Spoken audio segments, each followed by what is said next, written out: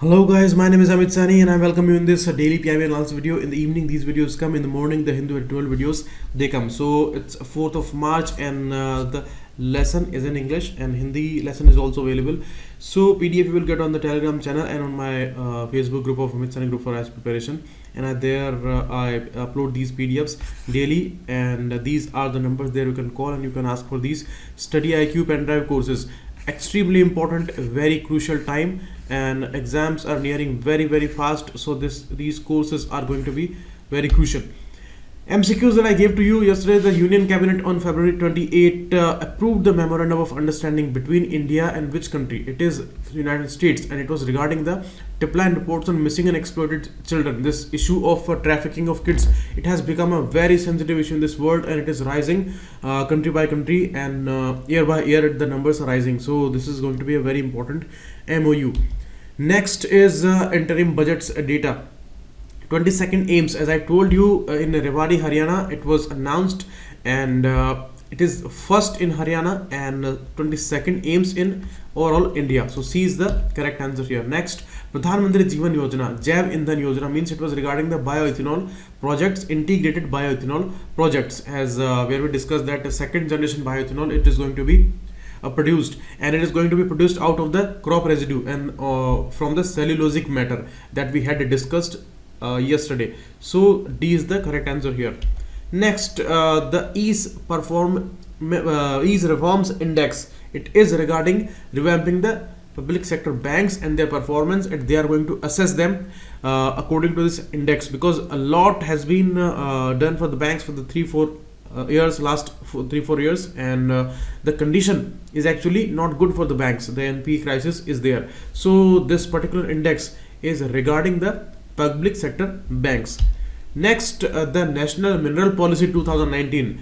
It is the main policy, and it is going with this particular headline. They came up with this draft and they announced this National Mineral Policy 2019. So this was approved by the Union Cabinet.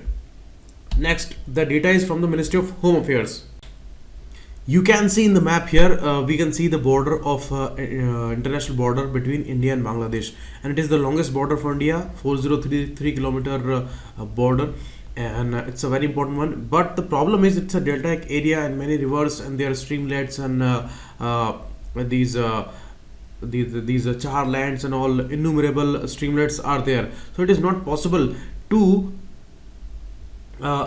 create physical barriers at every place, and you cannot build fences on all these border areas. So it is regarding the board kit. What is this board kit? Border electronically dominated QRT interception technique. So technology is actually integrated here, and where these physical barriers are not possible, now they are using these laser technology and other communication techniques, and it is going to be under surveillance 24/7 day and night, and this particular thing is happening under the CIBMS, Comprehensive Integrated Border Management System. Okay, and it is the Dhubri district of Assam. It is Assam, Dhubri district of Assam. So this is particularly inaugurated by our Home Minister. Board kit project along the international border in Dhubri, Assam. As I told you, 4096 kilometer border is there. Not I told you 4033. It is 4096 kilometer long international border. And as I told you, not possible to erect border fence due to the geographical barriers. And it is between India and Bangladesh. Remember this, the biggest international border for India, longest one. Next, the cabinet approves joining of International Energy Agency Bioenergy TCP. TCP is Technology Collaboration Program, and this International Energy Agency, it was started after the 1973 oil crisis, and the headquarter is in France, Paris. Okay, that is to be remembered, and we are not a member. We have got associate member status since March 17. So that's the most important data under it. And now we have joined the TCP, Bioenergy TCP, and we are going to be the 25th member of this particular group, and 25th January was the date when it was signed. Okay, and 24 countries are given here, their names are given here, and importantly, it is going to be the international platform for cooperation among countries with the aim of improving cooperation and information exchange between countries that have national programs in bioenergy research, development, and deployment. Recently, we discussed about the second generation bioethanol production. So these are advanced fuels, and future fuels we are going to dependent on.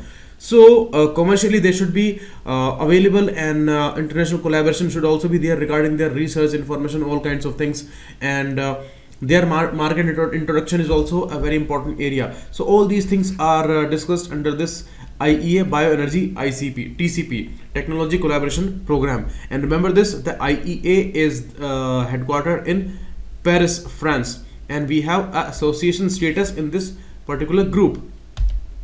And well-defined 3-year programs are going to be there, which will be called tasks, and these tasks will be evaluated every year, and every 3 years they are going to be reformulated according to the needs. So that is important. And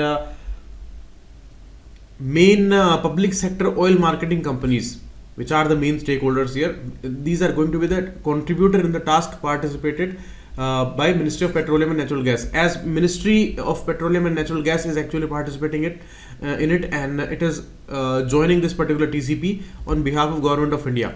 So that is going to be important here. And best practices and network of researchers and linking research with practical implementation, these are the basic benefits of it. So they may ask you regarding these benefits also. Next, Cabinet approves rupees 1450 crore for the share capital of RBI in a National Housing Bank, NHB National Housing Bank, as a promoter, apex body of promoting the housing finance institutions. There was a particular act of NHB 1987. It was proposed, and this act was brought up, and according to that, in 1988 National Housing Bank was set up, and the stakes were bought by RBI totally in the starting. And now these 1450 crore rupees, these are given by central government to RBI. Okay, because RBI is having the stakes now, and 1450 crore rupees RBI has invested into the stakes. So now central government has paid RBI this amount, and now the ownership is shifted for central government. So central government is going to be the owner of NHB now, and it is, as I told you, promote housing finance institution. It is the apex body for that, and it does not give loans to normal public. It actually supports financially to these institutions, mainly banks and financial institutions, who are actually giving housing loans to normal public. So that is why it is important. As we have learned about the NABARD and these other specific bodies under RBI, which are refinancing agencies. So NHB was also doing the same task, but with a specific area, housing area, as NABARD works for the agriculture and rural development, NHB is for the housing, and it was also under RBI, but now central government has taken the ownership of it. Next, New Delhi International Arbitration Center Ordinance. You see, in these matters of ease of doing business, in all these international trade issues, many disputes are there, and dispute settlement mechanism should be very strong. And always we are dependent on these international settlement agencies, and many times these are biased and they are not coming up with the proper dispute resolution. So this thing was needed, and now Cabinet, chaired by Prime Minister, has approved promulgation of Ordinance. Ordinance is promulgated by President, as we all know, and it is according to the Article 123. One bill was brought up for this, but this bill was lapsed due to the end of the session of the Lok Sabha, and now the promulgation of Ordinance is being done for this, and it is going to be the New Delhi International Arbitration Center. Okay, so it is going to be New Delhi, and independent and autonomous regime for institutionalized arbitration is needed here. So it is a kind of a judicial task, and where Supreme Court judge would be the chairman. One of the Supreme Court judge would be the chairman here, and they are going to solve these issues. They are going to listen to these parties and their disputes, and it's kind of a judicial work, because it is a arbitration importantly, and these are the benefits. And it is going to be the international agency mainly, because it is International Arbitration Center. So many parties would come, many countries, they would be having their issues here. So resolution would be provided under it. NDIAC, New Delhi International Arbitration Center, headed by a chairperson who has been a judge of Supreme Court or a judge of High Court also. That judge of High Court also can become a chairperson here, but central government would appoint him and in consultation with the Chief Justice of India. So these details are very important.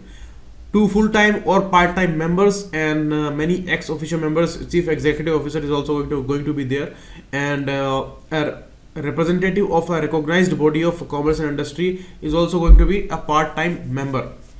And as I told you, because the bill could not be passed and it could not become an act due to its lapse. Why this lapse? According to Article 107(5), what happens if one bill is passed in Lok Sabha but it is not passed in Rajya Sabha, and in between the session ends, and if Lok Sabha is dissolved, okay, because the 5-year term is ended and now the Lok Sabha is going to be dissolved. So in these kind of situations, due to the lapse of the bill, governments try to bring ordinances regarding some particular issues or some particular laws or something like that, because the normal way that is blocked here. The bill could not be passed in Rajya Sabha, and now ordinance is the way. So they have brought up this, and it is to promote ease of doing business mainly. So that thing you remember here, you remember about the chairman and the setup of this particular arbitration agency, arbitration center, and Article 107 is going to be important here, and as I told you, all these things.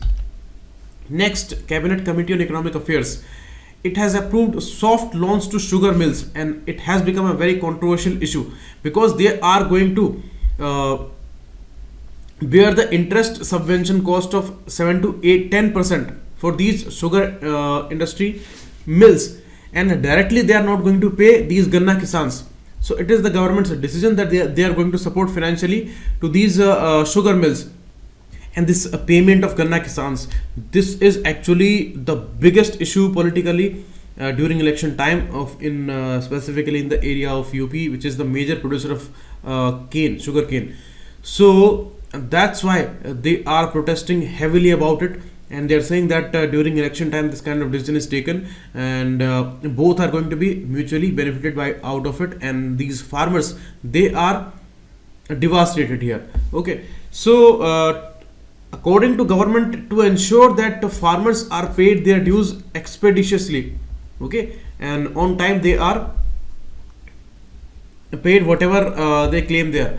So that would be done by these sugar mills, but how they do it, that depends. And these are going to be soft loans, and this interest of 7 to 10% for these loans, that is going to be borne by government here, central government here. Next, Hirasar Rajkot. This is the place outside the Rajkot city of Gujarat. It is the 4th largest city in the Saurashtra region, very important one. And you see many people, they travel abroad, and this airline industry is very robust in Gujarat. And now new greenfield airport. Greenfield means it is going to be totally new on a vacant land. So because the existing airport of Rajkot, that is totally choked, and it is not having much land there, and many constructions they are actually there around it, so they cannot extend this particular airport. So new airport is actually sanctioned here, and cabinet approved this development of a new greenfield airport at Hirasar, Rajkot, Gujarat. Okay, so remember this, they may ask you that where it is sanctioned and where it was approved by the Cabinet Committee on Economic Affairs. Hirasar is there in Rajkot, Gujarat. It is in the Saurashtra region. Now the PDF you will get on this particular group, send me a request, I would approve, and there I upload all these PDFs daily, morning and evening, and I upload these PDFs on the Telegram channel of StudyIQ also. Thanks a lot, keep watching to the